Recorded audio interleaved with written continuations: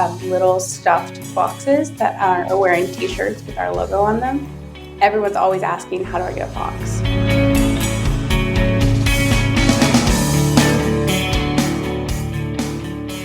Welcome, everyone, to the Industrial Security Podcast. My name is Nate Nelson. I'm sitting here with Andrew Ginter, the Vice President of Industrial Security at Waterfall Security Solutions. He's going to introduce the subject and the guest of our show today. Andrew, how are you? I'm very well, thank you, Nate. We have two guests today, Laura Torres, a marketing specialist and program manager at FoxGuard Solutions, and Sarah Jennings, also a marketing specialist at FoxGuard Solutions. And the show's a little different today. We're going to talk about how to market industrial security solutions to prospective customers who have industrial control systems. Fair enough. Then, without further ado, here's you talking with Laura and Sarah. Hello, Laura. Hello, Sarah. Thank you for joining us. Before we get started, can you maybe give us a few words about your background and about the good work that you're doing at FoxGuard? Yeah. So my name is Sarah. I am a marketing specialist at FoxGuard Solutions. I've been here about 4 years. I hold a BFA in graphic design and an MBA. And I am Laura Torres. I am a marketing specialist and program manager here at FoxGuard. I have a BA in marketing and a MBA in project management. So I actually have a unique position at FoxGuard as I work with customers as well as the marketing team. So I handle customer accounts, and then with Sarah and I handle all of the marketing aspects. So we run our social media, we help coordinate in-person events, and really control our company's image. Okay. And I mean, you folks are the first guests that we've had on in the marketing space. Can I ask you, can you talk about marketing? What do you folks do all day? What are your goals and objectives? What are you trying to achieve, especially, in the industrial security space? So on the surface, marketing is an activity related to promoting the buying and selling of our products and services. But it's really so much more than that. It's about understanding our customers and cultivating relationships with them and communicating our solutions. Like Laura said, we're responsible for maintaining our company's image to everyone who comes in contact with it. So a lot of our objectives are lead generation and events and social media kind of wrapped all together to represent FoxGuard. Exactly. Yeah, it's really about the relationship between the customer and the company. We're in charge of cultivating those relationships, initiating them first, and then cultivating them and growing them, making sure that FoxGuard is seen in the best light at all times. Okay, so in that theme, I know that when I was younger and, heads down coding much of my day, I reasonably actively tried to avoid any kind of advertising and marketing. Now, back then there wasn't social media. It was a different animal, but still, I did not want to get on people's mailing lists. I took active measures to avoid, the business of marketing. Now, in hindsight, maybe it's because I didn't have a budget. I didn't have to buy stuff. I didn't have to care. I didn't need to know about what was out there and, how the different products compared. Are these sort of technical people your target audience? And if so, why? And how would you deal with their sort of aversion to advertising? Yeah, absolutely. And you're right. There are still people that try to actively avoid marketing people. I think a lot of people still have the preconception when they think of marketing, they think of telemarketers or used car salesman type. And Sarah and I are working very hard to change that. So we have a unique perspective when it comes to marketing and our approach and how we reach people. We do not consistently or constantly shove product down people's throats. And we try to keep a balance of entertainment knowledge, with product and sales pitches sprinkled in throughout. I think that while you may not have a budget per se for yourself to spend, what we are promoting is cybersecurity solutions, and it is everyone's responsibility to be cybersecurity ready. And a lot of what we do is spread knowledge about the industry and the regulations and ways you can protect your company. Yeah, and touching on that, I would say a big part of what we do is avoiding certain types of advertising. So just representing our brand and being genuine and sharing photos of employees, things we're doing in the community, instead of just constantly berating people with our solutions. Right. We try to take a more humanized approach to marketing rather than just a selling approach. Maybe it's just me, Andrew. I understand the logic of what Laura and Sarah are saying, but I kind of just prefer when companies pitch me straight. Like, I don't really want to be sold on a lifestyle. I don't want to see like the backwards way of creating a relationship with me. Just, tell me your toothpaste gets rid of cavities and I'll buy it. Yeah, well, the sort of the theory of showing people as the face of the company, as opposed to just a product or a sales pitch, that's actually in my understanding, I had someone explain this to me a while ago. The difference between people and systems people, and I'm a systems person. And the classic example of the difference is a speeding ticket. A systems person gets a speeding ticket and says, I want to get out of the ticket. Let's go and look at the law, and are there any loopholes I can think of? Go and look at the legal precedent. What loopholes have people got off on? Does any of those technicalities apply to me? And they'll try and get out of the ticket this way by studying the system, the legal system. Whereas a people person will go to lunch with the judge. Now, one approach is illegal in some countries. The other approach is not much used in other countries. So depending on where you are, one approach or the other will work. But this is the difference. And so I have identified myself as a systems person. I love to understand how things work. But not everyone in the world is a systems person. So my question for you, Nate, is, are you a systems person or are you a people person, not, wanting a straight up sales pitch? Of the two, I suppose I'm a systems person because I prefer when information is in front of me and I can just analyze it rather than all the fluffy stuff. There you go. And in my experience, a lot of marketing people are people. And so they, in my estimation, they tend to lean a little bit towards the make the company personable, which I never personally understood because I'm a systems person, but there are different kinds of people in the world. And so, not all marketing is a perfect fit for all consumers. I wonder then whether it might help some companies if you get like the engineers in the room during some marketing discussions to talk to the other engineers, because if you've got people talking to systems people, maybe you need a systems person to help out. I think the short answer is yes, and we actually have some of that perspective coming later. So let's wait for it. This is the Industrial Security Podcast. Can we talk about industrial security or marketing to, the industrial security audience? How is that kind of marketing different from any other kind of marketing? I would say the biggest difference is goods versus services. A lot of marketing that you see on a day-to-day basis is for a product that you can see, touch, feel. And what we're selling is safety and security. So representing the value of protecting a system is very difficult.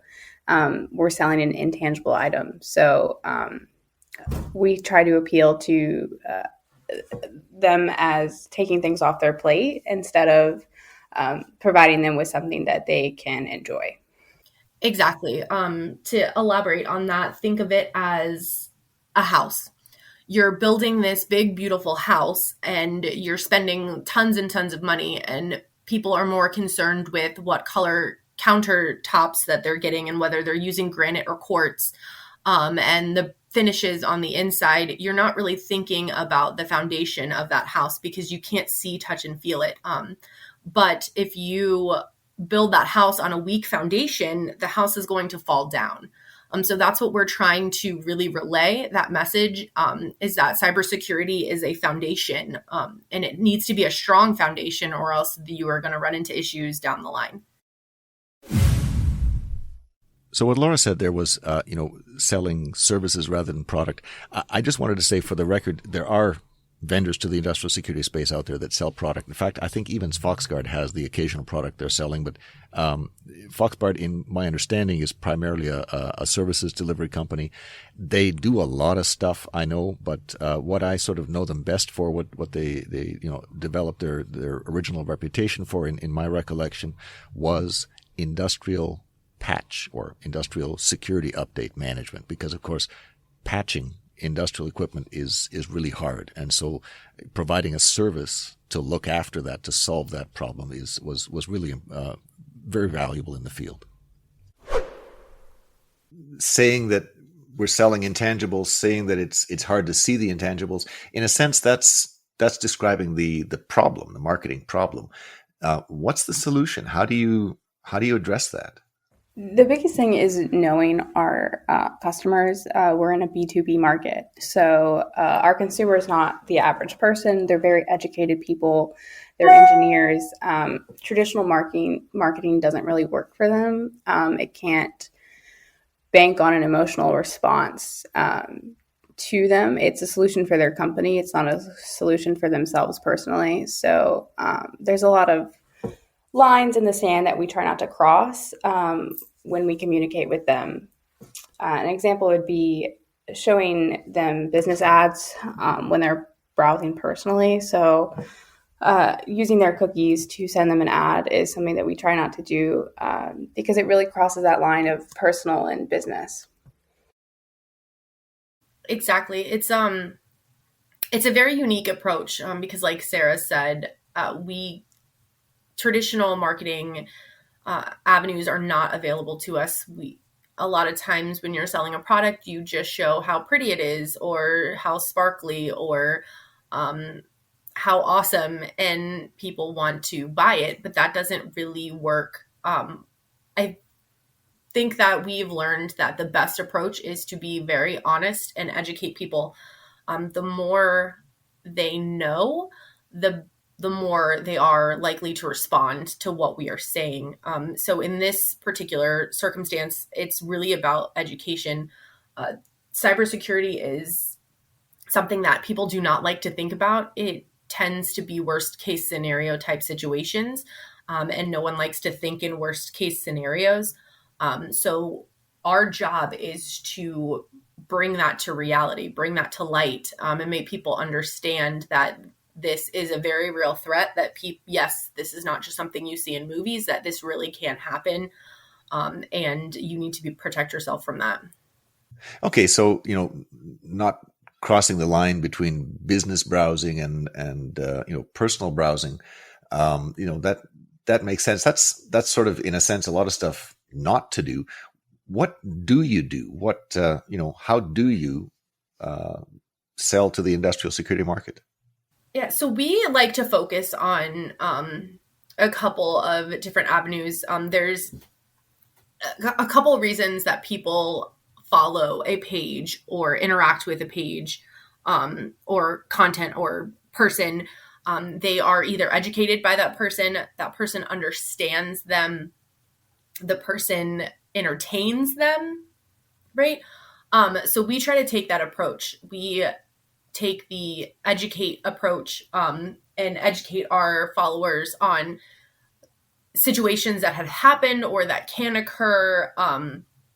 We do a purely entertainment where we've run platforms with different memes or trivia that people interact with. And we take the approach that we understand what they're going through, that we get their issues and their concerns and their problems and their hardships, and we're going to help them solve those issues. So we really try to focus on a a mix of things. Yeah, and just to piggyback off of that, the biggest thing I would say is we're positioning ourselves as a solution, something that makes your life easier, something that takes stuff off your plate. We understand the customer's pain points, and we're here to provide that service. Cyber attacks with physical consequences more than doubled in 2021.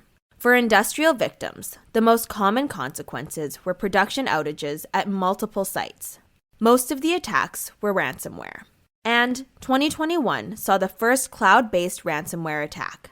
That attack compromised 1,500 businesses in the space of 45 minutes.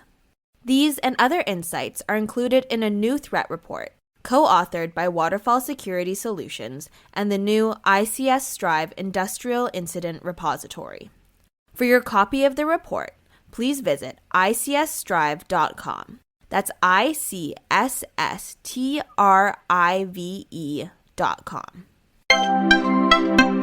Andrew, I wasn't aware that there was such a thing as an industrial security meme until this interview, and then, as we were preparing, you showing me the greatest thing I've ever seen in my entire life. Well, I'm glad you like it. I mean, I'm an old fogey. I'm not sure I understand what an internet meme is. But when you asked for an example, what sprung to mind wasn't a FoxGuard thing. It was a SCADA fence thing. Mm-hmm. If the audience is curious, Google SCADA girl, and you'll find a comic, and it made me laugh out loud, and I thought it was effective. Although I'm not sure that one admittedly amazing comic book is enough to prove that entertainment memes are the best way to sell industrial products.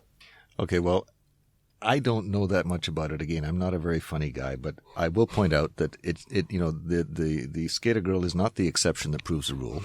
You need to check out littlebobbycomic.com, which is also a comic about SCADA security. So there's two of them out there. So, maybe there is something to this.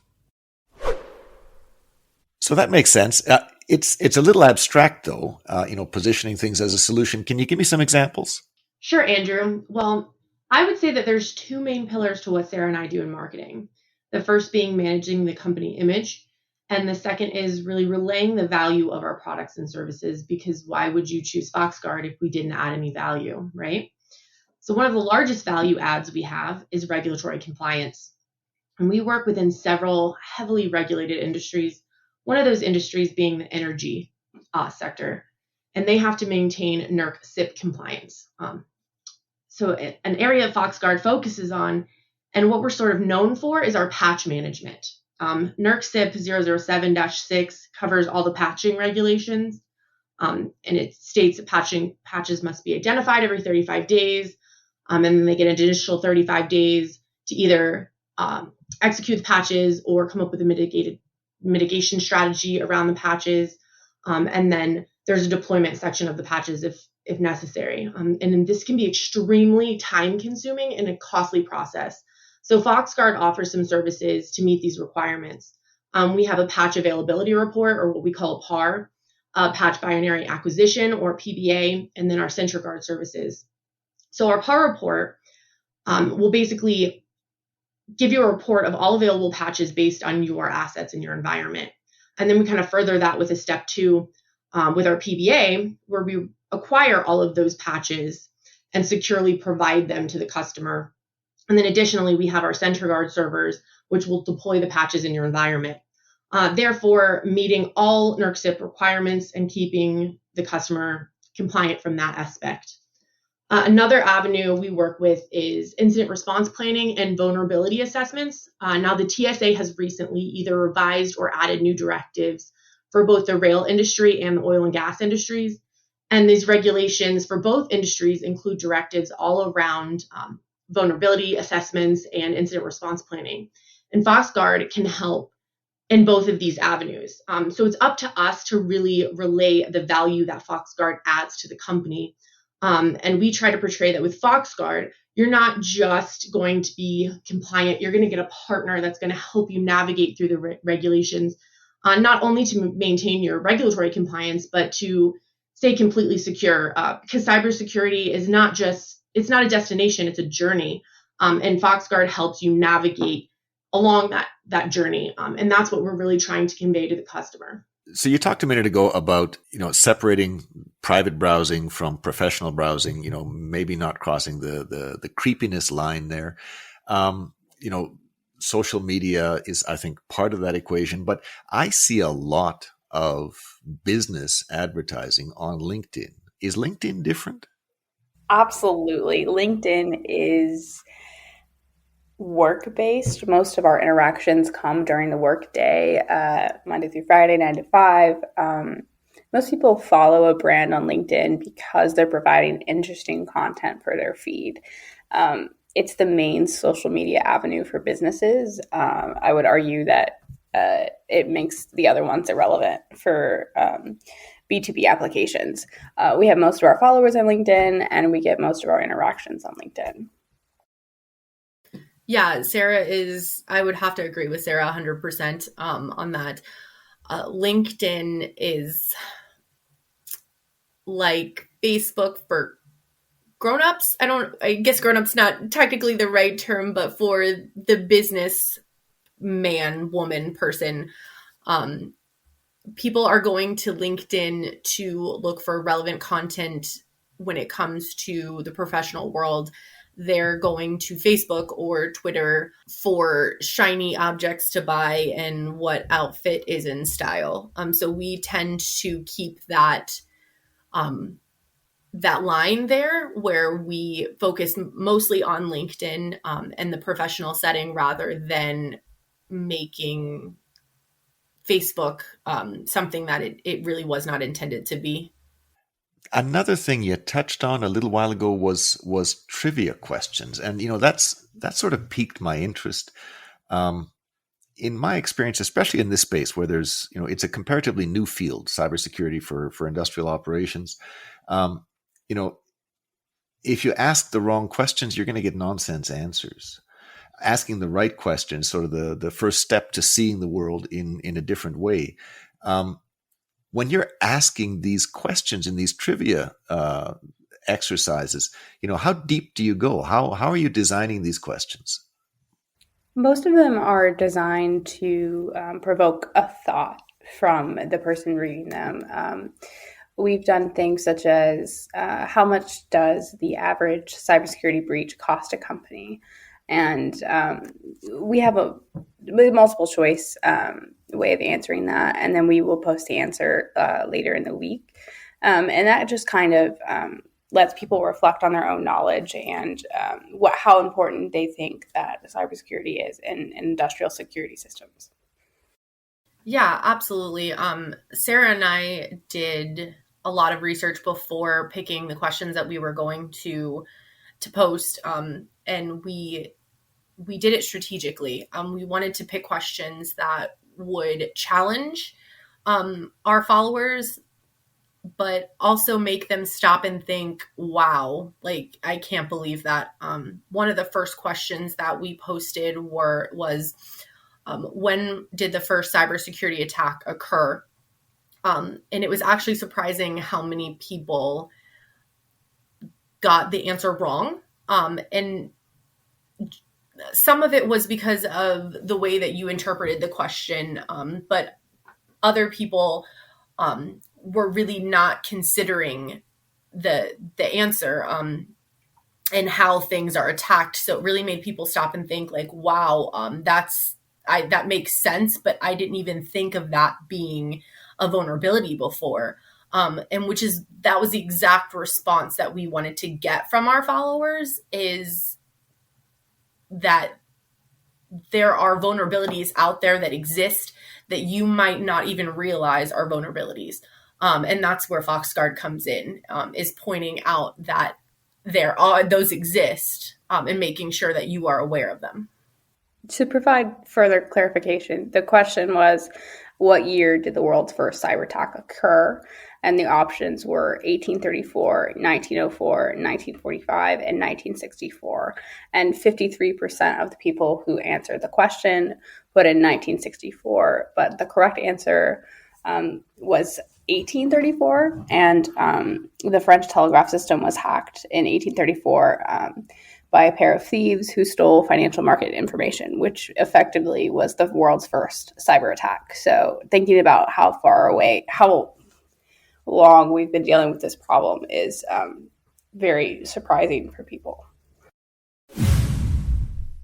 I've sometimes heard marketing actually compared to the business of cybersecurity, in the sense that in both cases,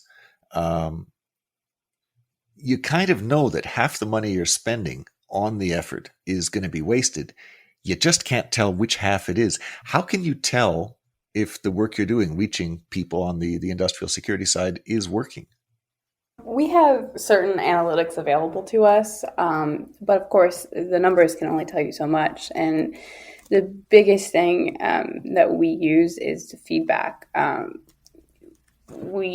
We interact with our customers at trade show booths and on social media, and we often take their feedback and use it to plan future campaigns and events.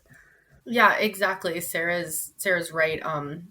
Feedback is crucial in what we do, because we can think that we have a brilliant idea all day long, which we normally feel we do, and then it flops, and we have to try to figure out why. And analytics can only relay so much of a story, but the feedback is really, really helpful.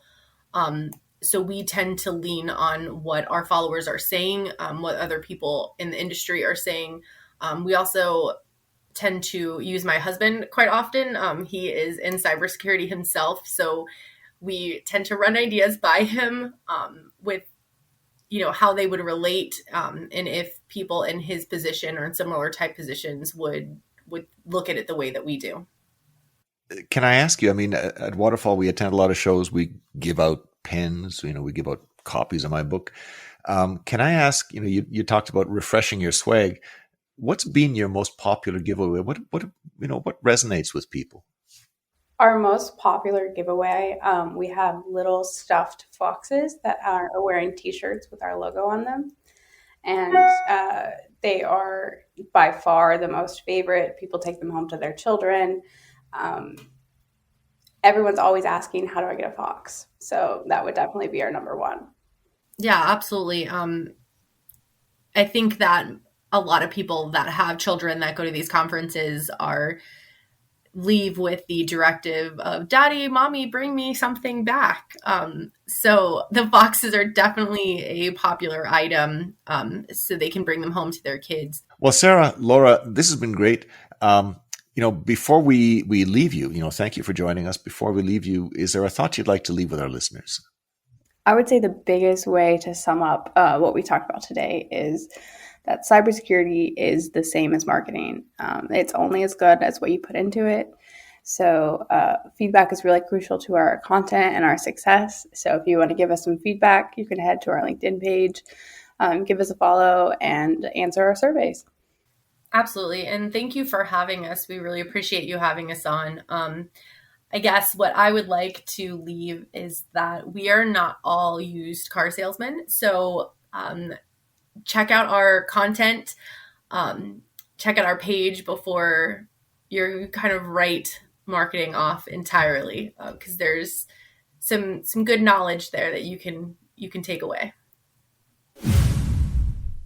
So that concludes your interview, Andrew, with Laura and Sarah. Any last words to take us out with? Yeah, a couple of them. I thought the foxes as giveaways was brilliant. I go to a lot of events.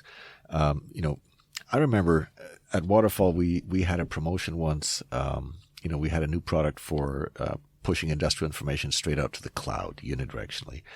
And what we gave away were these little balls, plastic balls that looked like sort of dull Christmas ornaments. And you go, could have been a little shinier.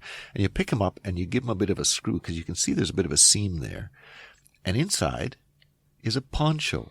You open it up and it unfolds into this full-size poncho. And the punchline is, Waterfall protects you from the cloud. So, originality matters. The foxes are unique because, a lot of people go to these shows. They have kids. They want to bring something home, and the Fuzzy Fox A appeals to a lot of kids, and B is tied to the brand in a way that like a poncho isn't. And so I see a lot of people giving away pens and giving away stress balls. I think the Foxes are brilliant. More generally, I will suggest what I take away here is that marketing really serves a purpose. I mean. How else do you find out what's available in the marketplace if you have to buy something? I've had feedback for this very show saying, Andrew, I really appreciate learning about what's available out there because it's a small market, it's a niche market. Without consuming a little bit of marketing, how are you going to know what's out there and what might be beneficial if you were to go and acquire it? All right. Well, with that, thanks to Laura Torres and Sarah Jennings for speaking with you, Andrew. And as always, Andrew, thank you for speaking with me. Always a pleasure. Thank you, Nate. This has been the Industrial Security Podcast from Waterfall. Thanks to everybody out there listening.